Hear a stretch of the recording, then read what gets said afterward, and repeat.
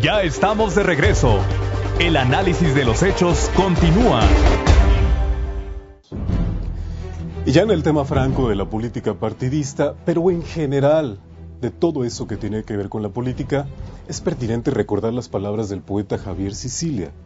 Después de la marcha por la dignidad, por la paz y por la seguridad, el poeta se ha convertido en uno de los personajes fundamentales para la denuncia pública de la situación anómala en nuestro país y también en el ámbito de la política partidista y la política en general.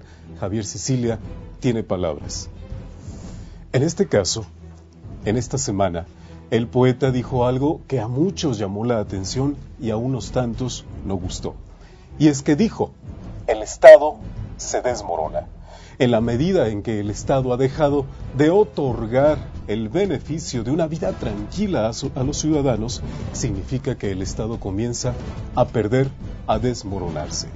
Por eso él afirma: el ciudadano debe ser empoderado en contra de ese poder real que tiene la clase política en nuestro país. Hay que recordar que él pugnó después de esta marcha por la paz para que, por ejemplo, los legisladores y todos los políticos que no cumplieran con su trabajo fueran quitados a través de la revocación de mandato. También pidió que los diputados y los senadores y los gobernantes en general perdieran su fuero. ¿Para qué? Para que pudieran ser juzgados como cualquier ciudadano. Este es el análisis, pues, de las palabras de Javier Sicilia, quien pide: hay que quitarle poder a los políticos y regresarlo a su base original, es decir, al pueblo, porque hay que recordar que en una democracia el poder lo ejerce el pueblo, dice la teoría, a través de sus gobernantes. Estas son las palabras del poeta Sicilia.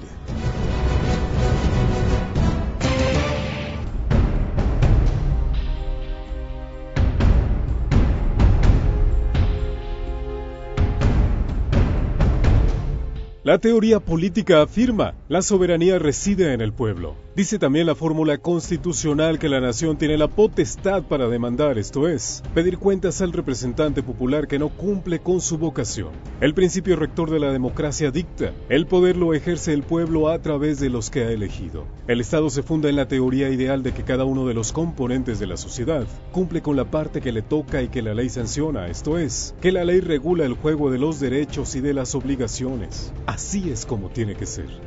Sin embargo, a veces esto no sucede. En este México de hoy, la teoría se ha distanciado hasta el abismo de la realidad, y una es la causa. La clase política ha hecho del poder un privilegio, un coto personal, y se ha servido de él para la consecución de sus propios objetivos, que cada día son menos los del ciudadano. Por eso es que el poeta Javier Sicilia alzó la voz y denunció: el Estado se desmorona. Si el Estado ya no está cumpliendo con su vocación, ya no le está sirviendo a los ciudadanos, se está desmoronando. El Estado actual no está funcionando. Una de las obligaciones del Estado es proporcionar bienestar para los ciudadanos, y uno de los ámbitos de su competencia es la seguridad pública.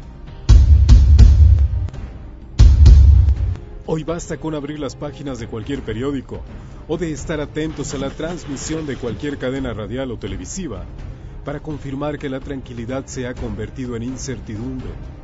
Lo dice el empresario, lo dice el profesionista, el comerciante, el académico, el ciudadano de a pie. Lo dicen todos.